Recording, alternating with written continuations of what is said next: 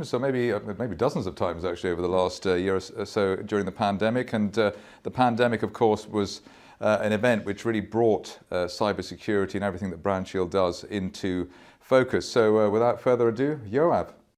Thank you.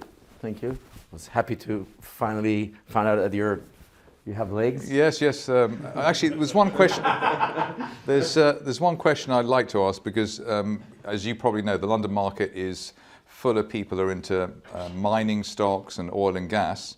And maybe you could explain why somebody who's into that area of the market might want to look at BrandShield. So I'll try to make it simple. Actually, I think the first couple of slides will help focus on that. Please come in. We just started. So, you know, we deal. You see that the headline kind of my presentation. We deal with the darkest side of cybercrime in a sense, which happens on your computers, on your phones, just right now. And you know, I know the name of what we do, online threat hunting, might not be too clear to people that are not in the industry.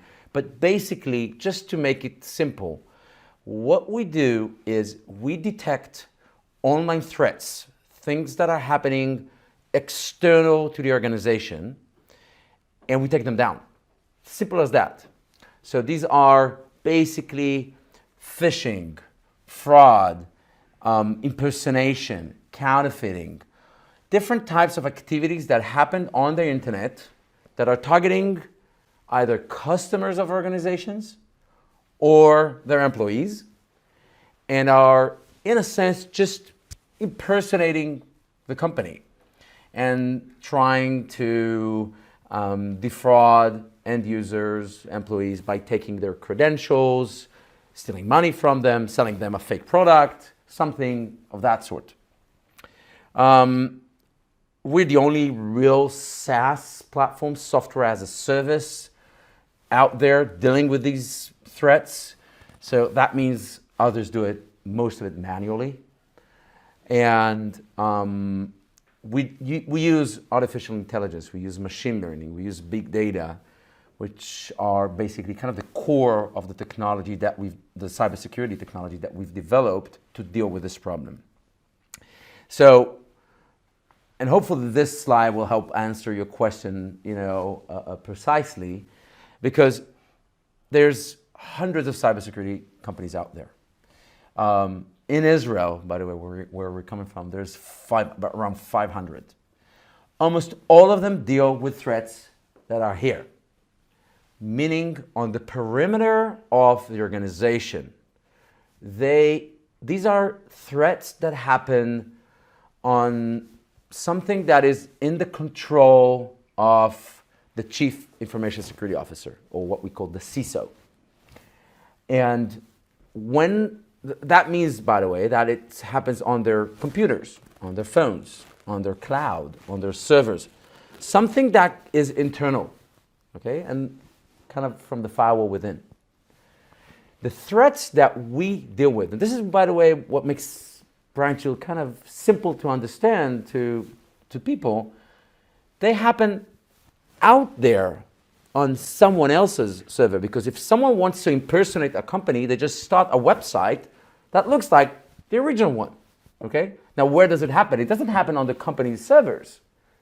It will happen on some hosting provider, right? Some ISP, internet service provider, okay? They'll start a page on Facebook impersonating the company or an executive. I'll show you examples in a few minutes.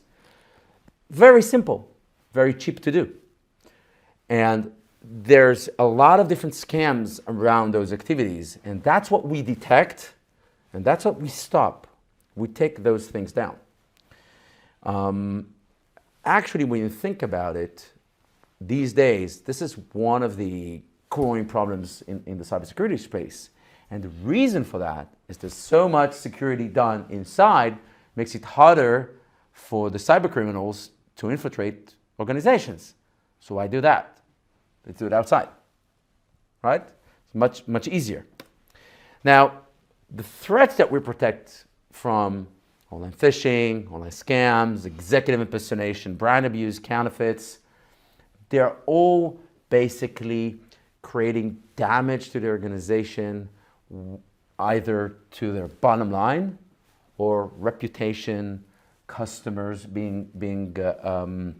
losing trust in that company. These are all rising threats online. So I want to start from an example. This website looks like a Levi's website. If you notice what I've kind of marked here, it's called cheaplfsjacket.com. That's not Levi's. This is a phishing site. Now, is it phishing? Or is it a counterfeit site? Do they sell anything? So when you go back a few years, most of these impersonations would sell products, right? They'll sell a fake Levi's. Turned out they got smarter. Why sell? Why waste your time? Let's take people's credentials. Let's take their credit card. Let's just scam them.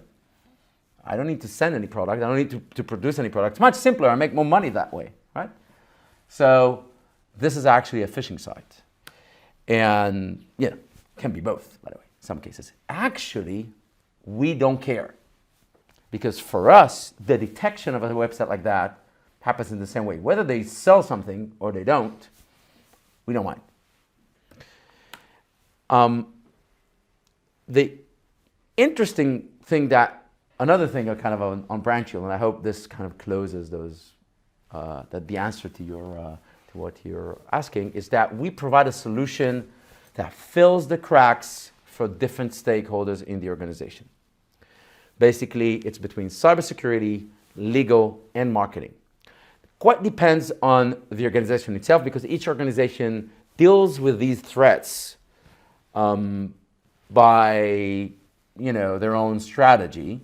Traditionally, brand protection, these threats were dealt with by legal teams. But what we've envisioned 3 years ago, and is happening these days, is that, or in the past couple of years, mainly, the pandemic kind of accelerated it, is that you see more of these things being controlled by the cybersecurity teams, because when you see a site like that, that's a real cyber danger for the organization.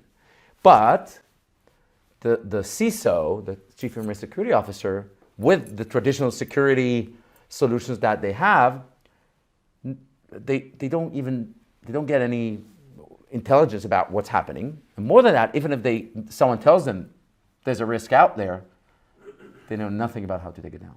And this is exactly how we help with them, how we get in and kind of fill the cracks between the different stakeholders and provide them with one platform, simple place where they get the intelligence, and we take that problem away. We take it away by taking those things down ourselves for them. Very simply, extremely automated. Now, the pyramid of pain is something it's kind of very well known in the security space. And we've kind of worked out this model of an external threat pyramid of pain of the CISOs. And it starts from the simpler issues, which is email phishing. This is usually when I say phishing, people think about, it's that email I got from whatever, HSBC, that impersonates them and has that link. And I knew that, or I have my anti-spam that will stop it or something like that. We don't deal with this, okay? That's old-fashioned kind of, there's other solutions out there. We deal with all these problems. And it's cyber squatting, it's social media phishing, it's executive impersonation, it's fraud networks, it's multi-channel, cross-platform phishing attacks. It gets really hard to deal with these as you go up the pyramid. And it's actually more problematic to the organization. This is an example from one of our clients of what we've done for them, okay, on this pyramid. And This is a financial organization. So 14% of their problems came from email phishing. Okay, by the way, they can, when they get that phishing email, they let us know, we'll take the phishing down. If we didn't detect it before. But then comes the cyber squatting, it's easy, but when you look at the hard ones, 25% of the problems, of the things we took care of them, took down for them, are annoying, challenging, or tough. Okay, for our networks, multi-channel phishing attacks. That's the strengths of Branch's technology. That's where we make a big difference, all right? Because others don't know how to deal with these. Don't detect them, don't know how to deal with them. We're making a big difference here. And I want to explain exactly, what we do. Just give you examples, right, of different cases that we've done. So Levi's been a customer for several years. When the pandemic started, they had a huge increase in phishing sites like this one. We detected them and we took them, just in April, we took down hundreds of those phishing websites and continued after. You can see some numbers over here. Very high success rate of takedowns.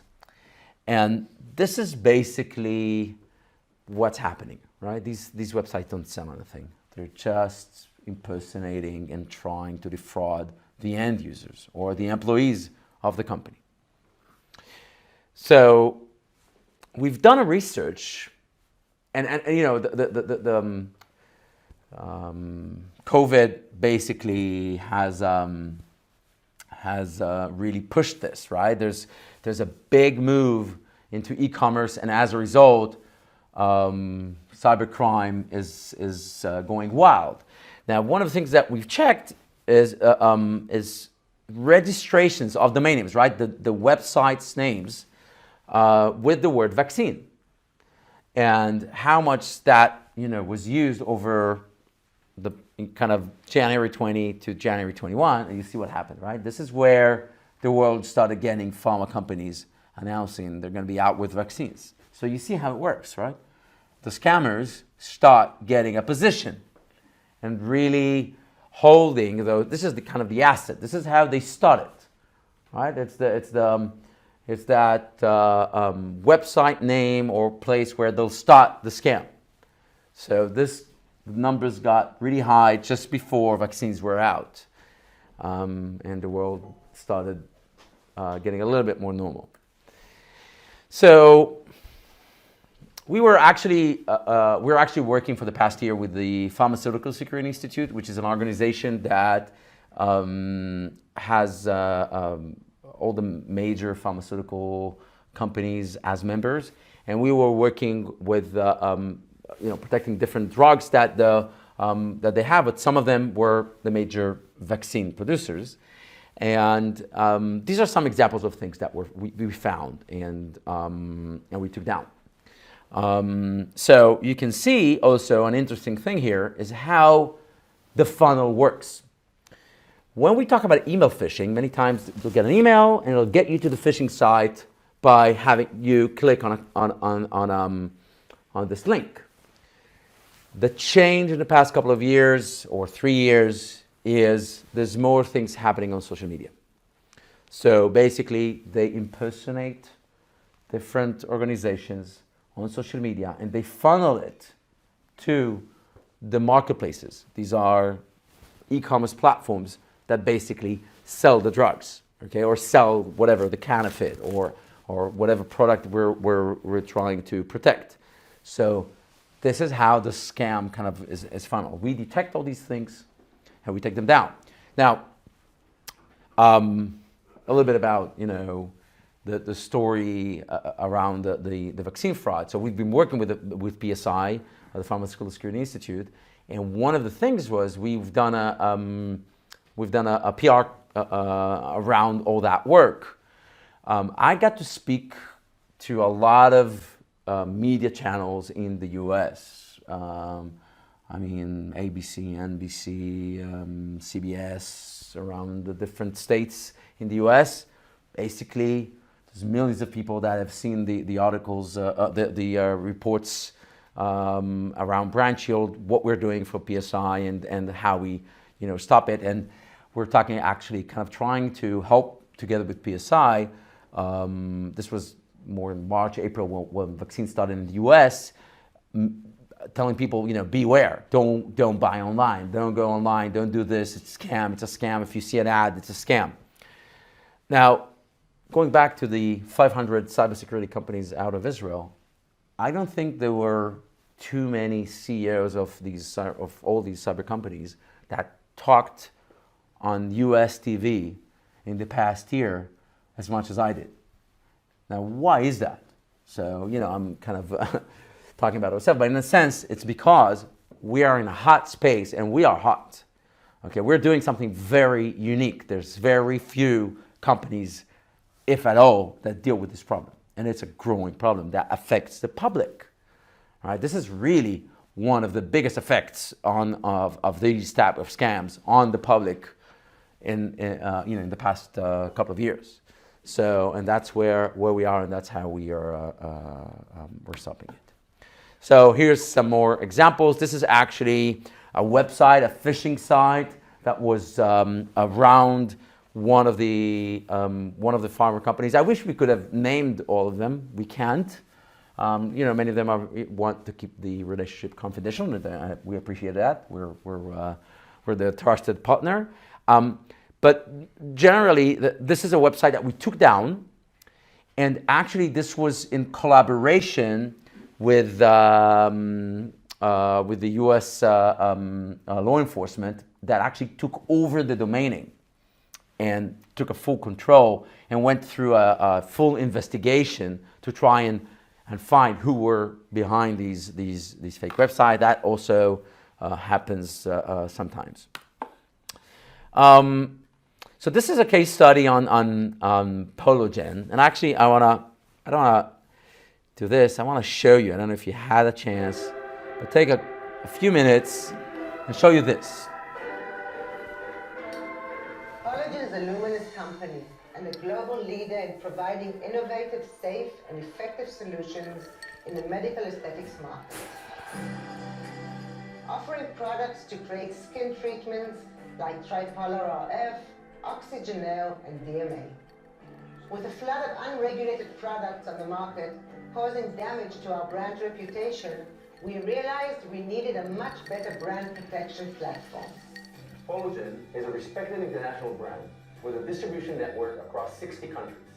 As a result, Pologen needed a viable, comprehensive strategy to protect their brand integrity and customer loyalty and reduce gray market products. Pologen wanted to strengthen the distributor's trust and show that they are able to deal with this type of market threat. To significant sales loss, there was mounting pressure from distributors and sales teams to resolve the issue, and fast. Counterfeit products impact Pologen on many levels, but customer safety concerns above all. Pologen needed a strong brand protection strategy, backed by a top-notch and flexible security platform to be able to deal with counterfeiters rapidly and constantly changing tactics. Therefore, Pologen engaged BrandShield as their brand protection vendor. We immediately took a proactive approach, analyzing and mapping the different issues Pologen was facing. BrandShield's hunters have reached a phenomenal takedown success rate, both with Chinese and Western marketplaces, where most issues were detected. We are amazed that we reached an 80 to 90% infringement detection and takedown rate within the first month. Working with Pologen and their distribution network, we were able to create a highly professional, flexible, and creative solution. We delivered far more than just counterfeit protection. We provided a sense of control and allowed everybody to get back to doing what they do best. In essence, our brand protection program effectively supported both Pologen sales and ongoing business. A unified effort between our team and our technology has made this solution the best fit for Pologen. BrandShield's proactive approach solve the business concerns, reestablishing affiliate partner trust, reducing counterfeit products, and helping their teams remain focused. BrandShield is a partner that never gives up and always finds a creative way to reach a resolution. Can't is not an option. They'll always find a way.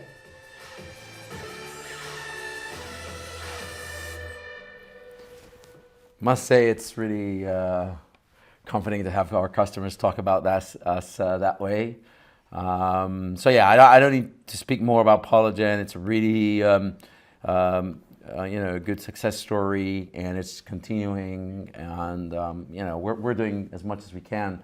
Some of our customers are happy to share that there are customers that understand that actually, in a sense, it is a way to let the bad guys know that they're protected and maybe go somewhere else, and also a way to tell their customers, we're protecting you. We're doing something to really make sure that you're not buying, a counterfeit. You're not defrauded online. You're not being phished by someone that is impersonating us.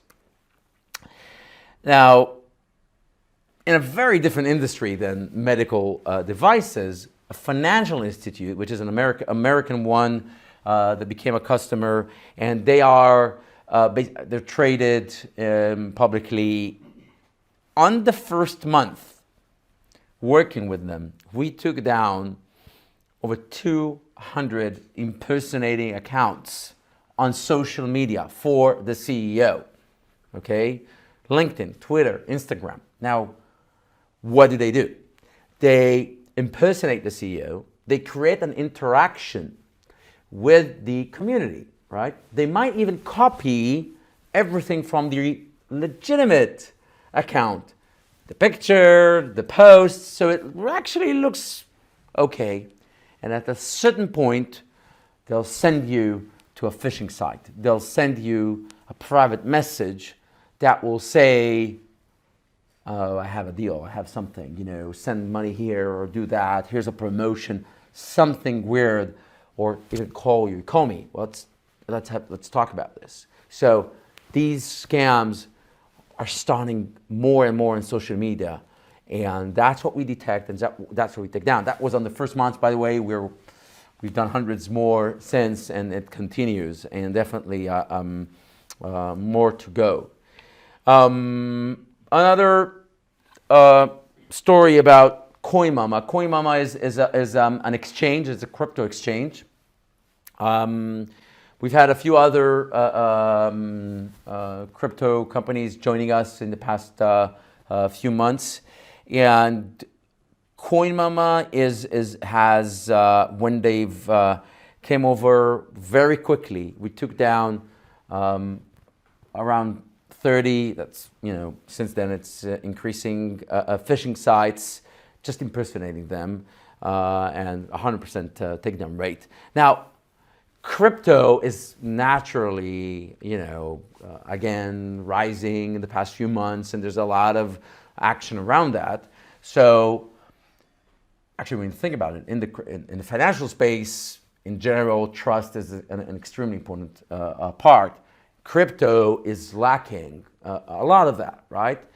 And more companies are trying to be perceived as legit, which is, definitely, they're doing a legit business, but the scammers are really going after that. The reason for that is that by its essence, crypto, blockchain is anonymous, right? That's the good thing about crypto, and the problematic thing about it, because if you send your money, your coins, to the wrong wallet, it's gone, right? You don't have it anymore. There's no one to call. There's no bank behind it. It's not insured, right? You lost it forever. And you'll forever see it in the blockchain, that transaction, right? It will remind you forever that you've done that mistake. So this is why you see more and more crypto companies understanding this is important. We need to protect our reputation, protect our customers from being defrauded. And definitely works. right? You see the results, right? This is what we do. We detect it very quickly. We're able today to detect duplication of a website within seconds of once it's done. So, I mean, it's really, really strong. It will take it down very quickly. Actually, we did some research around crypto, which we've shared with the public a couple months ago, and in July. You probably know that Elon Musk is talking about probably around crypto a lot of his time, right? Kind of the same amount that you talk about shares, right? And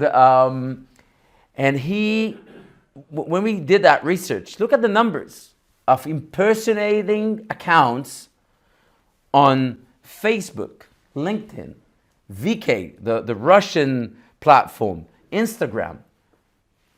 This is the way scams are made. Now, by the way, this raises another question. Is an influencer like that, should he, and you probably understand what's my answer to that, should he actually make sure that people that follow him are protected? And there's not so much impersonation out there, but this really shows you the problem.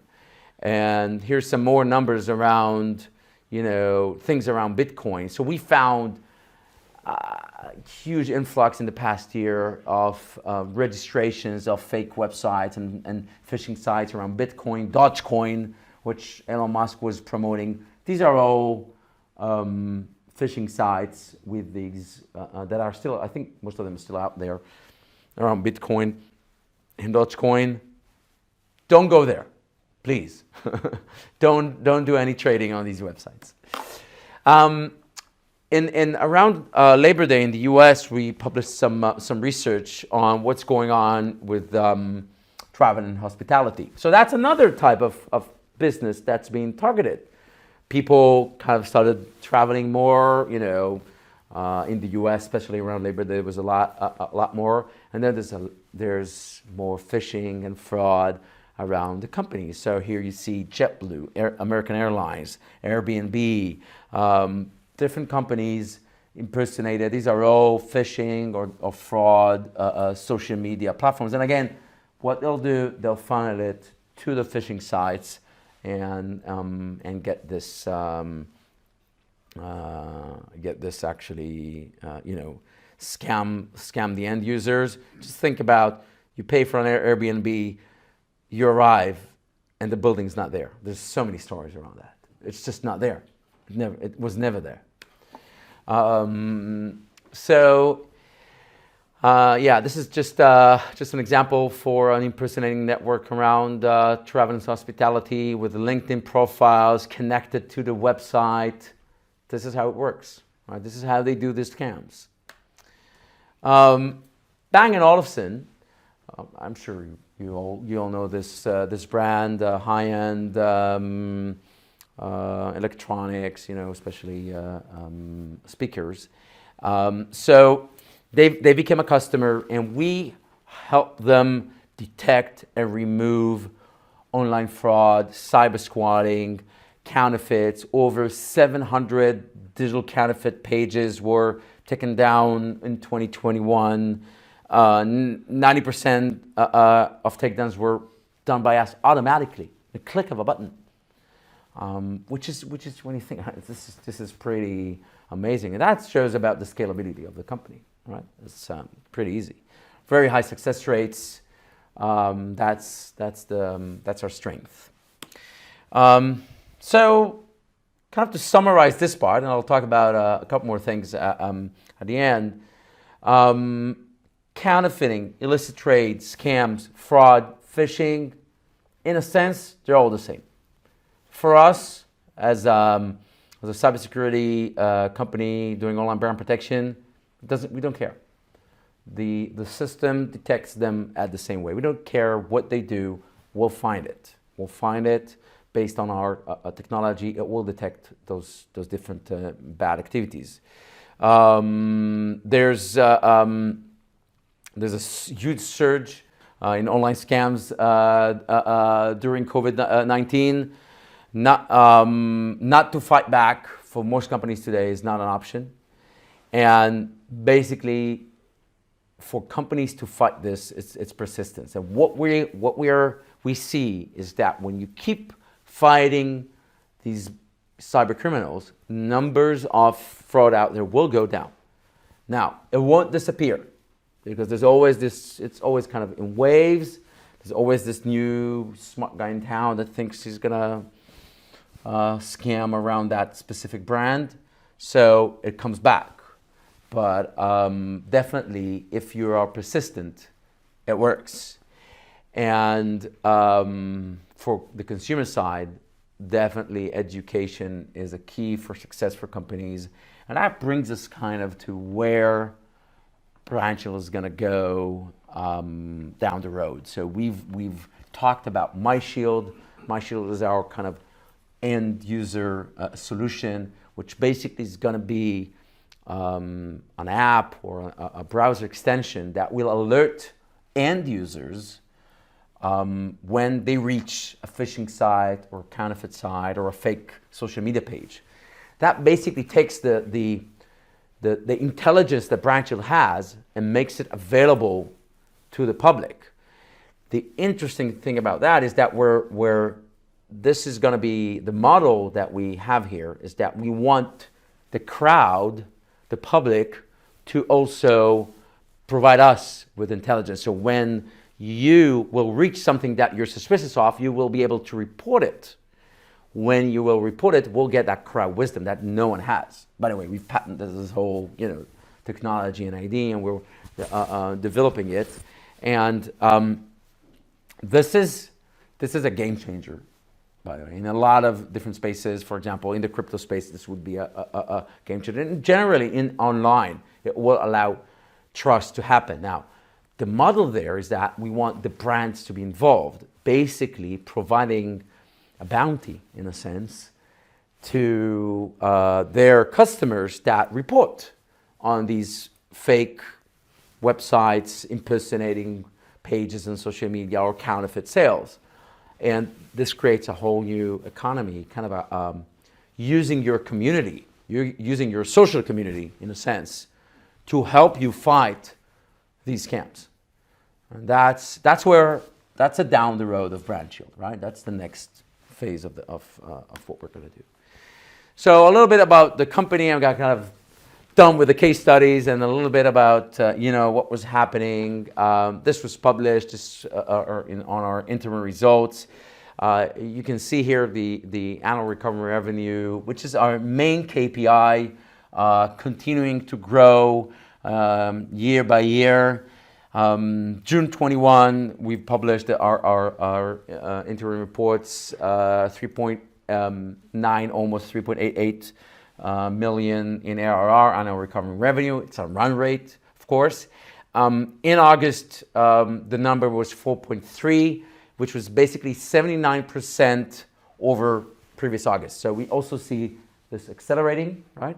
So the year by year, and the trend continues. And actually, when you look in terms of number of customers, so in Q2, we reached this important milestone of 100 customers. We're over that in August. And what you can see here is also, if you noticed, fourth quarter is usually traditionally a strong quarter in ARR and number of customers. And we expect, this quarter started strong. I don't know if you noticed our latest RNS this week about one of the largest e-commerce platforms that just became a customer. I cannot share their name or any details about them, but definitely something that makes us very happy. And this is just one of those that are happening. There's a constant flow of new deals, and we don't publish all of them. We can't. There's many. And the reason for that is that there's tens of thousands of customers out there that have no solution to what I've just showed you. They don't know about, they don't have anything to protect them and their customers from that. And that's the potential of Brand Shield. We're a little bit more than 100 customers, getting to 1,000, 2,000 the next 2-3 years. That's nothing that is not possible. Totally possible. That's what we're going. Pushing our ARR, pushing getting market share. Definitely a huge potential for us to grow. And I would say, in terms of vision, every company, and it kind of goes back to what I started with. Every company today has, almost every company would have a firewall, right? Will have those internal protections. But as I said, one of the growing problems online today in cybercrime is the external threats, phishing, fraud, counterfeits.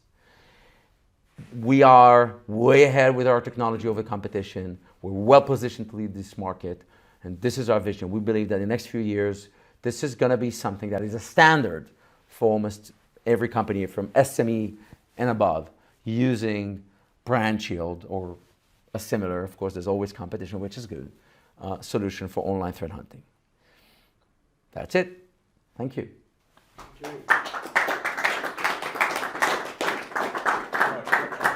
Just ask you a couple of questions. You have a unique offering, or relatively unique offering. How do you decide how to price that to the customer? So the revenue model is actually quite straightforward. So first of all, as I said, it's a SaaS subscription model, right? You subscribe, it's annual contracts, auto-renewing.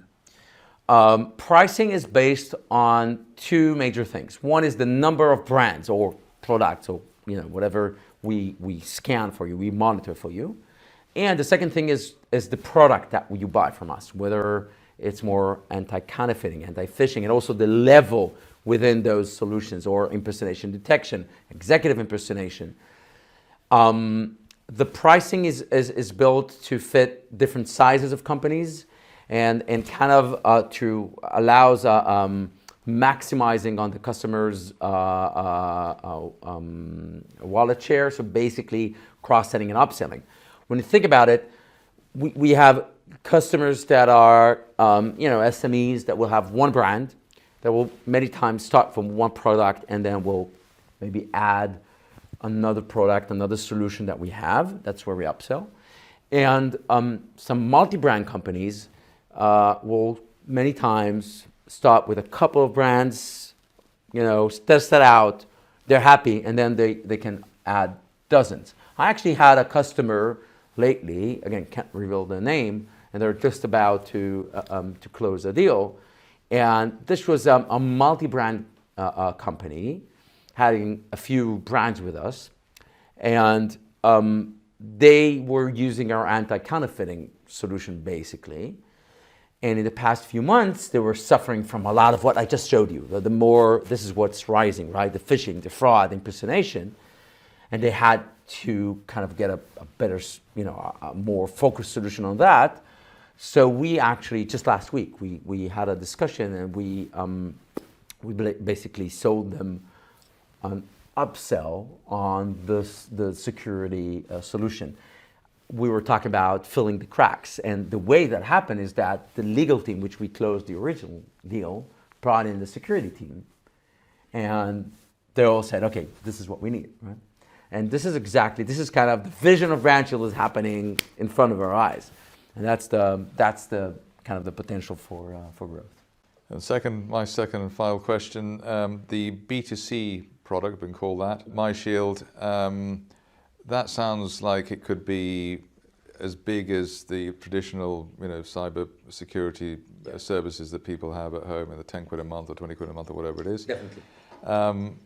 And the feedback that the public give is like Waze, the Waze on the roadmap type thing. So that was bought for, I think, or sold for billions to Google.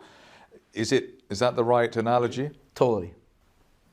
Okay, that's fine. Exactly. That's all I need to know. Exactly. Crowd wisdom brought into brand protection and online threat hunting. Yeah, the ways of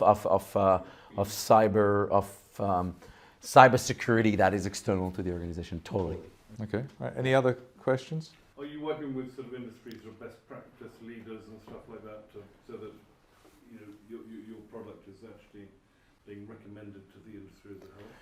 So, first of all, quite a few of our customers come from referral, and some of these clients that you've seen here are happy to talk and kind of recommend. Again, it really depends on the customer, and we're trying as much as we can to have more and more customers allow us to publish a case study on their. What about law enforcement? No, law enforcement law enforcement takes you to the more service side, right? The more on the ground stuff. The intelligence that we have, we many times, you can extract it from the system easily, and our customers will use it, like the example I gave you on that pharma company, to work with law enforcement, moving forward. But we trying to keep out of that. We don't want to become a more of a investigation, service company, but keep as a software company that provides a solution, right? There is that pilot in the cockpit that decides who to shoot at and which missile to use. I describe Rancher many times as the F-35 of brand protection, right? And we basically, and you can buy the plane and you can fly it yourself if you want. It's the only SaaS platform out there, but most of them don't have the expertise, so they want our people. We've trained the best people, actually. And the fact that we have our own people, that actually helps us ongoing make the system better. We have basically a power user in-house, and we learn from that. So we make it stronger, faster, more automated. That's how we make the product better and better. And that helps us kind of provide the full solution for the customers. You mentioned that you close down websites when you identify them. Yep. So do you work with the main domain name companies in the UK and the US to do that? So I'll explain. So we don't attack anyone, right? We're not. I was talking about who to shoot at. We don't shoot anyone. We just submit the intelligence, right? So to the relevant service providers, they shut it down, right? They have the plug to shut it down. The smart thing about it is that we're able to collect the strong intelligence, show networks, for example, show what's the value of, what's the problem in what we detected. Very easily, it's all automated when we do that. And we submit it from the system to either a hosting provider, a registrar of domain names, a registry of domain names. ICANN or... Yeah, ICANN. ICANN is an organization that kind of runs the policy. We've been involved for 21 years in ICANN. That's kind of where we've started our first company, and know much about that. But we submit this to the registries where the domains are managed, or the registrars, which is the next level. Our first company was that Yuval and me and David started, was 21 years ago. It's the largest domain name registrar in Israel. And this is how we've kind of gotten into this world. And the registrars, if you submit the intelligence to them in the right way, they will stop it, right? If it's a phishing site. And we also, of course, submit this intelligence to social media platforms, right? Facebook, Twitter, Instagram, VK, WeChat. I mean, people ask us, can you do this of course we can do this with the Chinese or other Asians or South American. When you submit to them the right claim, the right intelligence, they will act. You know why? Because they don't want to get any responsibility. They know that these companies will come after them at the end game. This is not their play, right? This is not. They don't want to have any fraud and phishing or counterfeits on their platforms. Most of them don't police it themselves. We're kind of helping them get rid of this. That's their part. So this is how we do this. Would they pay you to help them? Sorry? Would they pay you to help them? It's not their model. Right? The model is the brands pay you. Now, there's one more thing that we do. Actually, it goes to your question. We also help mitigate the risk, usually for our security solutions, the phishing, the anti-phishing solutions, where we will notify the antiviruses or the browsers or the search engines of a phishing site. And that, what they will do, they will block it. I don't know if it happened to you once that you clicked on something, you got this red alert on Google or or from your antivirus saying this is a problematic website. So we get those things, this intelligence directly, like click a button to them, and they'll block it. Okay, so that mitigates. Even if we were not able to take it down from the hosting provider or the registrar, it will be blocked when the users go in. Right? So that still mitigates the risk. Yeah, please. What does the trajectory of earnings look like? I mean, it's a great story, but how are the earnings going to go? Well, as you saw, it's an exponential growth at this point, and we think that the trend will continue that way. That's where we're going. What sort of sales force have you got? So we listed in December, and until that point, it was me, Itai that you saw on the video, and another sales guy selling. That's it. And we got amazing customers. Some of them we were able to reveal, but there's even even bigger and a wider amount of customers out there that I would wish I could name. That was the sales force until the end of December. We hired a sales guy on the ground in the US and on the ground in the UK in the past few months. Also, we've hired a sales guy focusing on developing channels through partners. So that's one of the growth ways, working through managed service providers or managed security service providers, which is called MSPs, MSSPs. A lot of cybersecurity companies, this is how they grow, because these, and most of them, these MSSPs, they will sell those internal protection solutions, and basically they don't have a solution for these external threats, and that we're a really good complementary solution. So this is where we're also focusing, where we're going forward. How are these guys remunerated? Sorry? Oh, it's a percentage of the kind of discount on our usual pricing. Yeah, are you asking on our sales guy or on the partners? Sales guy. So they're compensated. So it's aggressive kind of model. They have a base, but a very high compensation on success. Generally, as a tech company in Israel, we tend to give options to all of our employees, and you'll see those RNSs coming out and options from while to while, because when we hire new people, we'll give them options. That's the way you keep employees with you. So yeah, that's how we do it. So what would prevent a large player in the cybersecurity space from replicating your protection strategy? First of all, we've developed this tech for years, and it's a deep technology, very complicated. And the fact there's competition there that's been around for a while. None of them have been able to reach this level of technology. That's one. Competition is important. If you don't have competition, that means you don't have a market, right? So there is competition there. The ones that are out there, they overlap with what we do, but a part of what they do. But all of them actually have other things, right? So they will do dark web and also this, what we call the visible web, right? That's what we do, where we focus. Now, why don't we deal with dark web? Because it's a different game. You cannot do anything about dark web in terms of takedown. You cannot stop it. It's an intelligence game, and it versus kind of fighting a problem, okay? So we're focusing on that. We actually see customers buying both. So competition, so kind of competitive solutions that are overlapping a little bit, and us. There'll always a chance others getting into this industry. I would think that a big cybersecurity player, before, if they decide that this is something that they want to go after, will probably approach us for for an M&A before they'll go, because developing this tech is not that easy.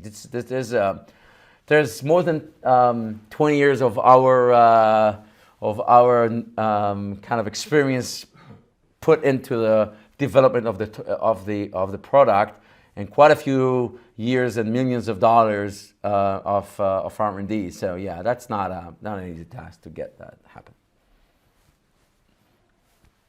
Any other questions? Do you look after individuals, small stars, entities? entertainers?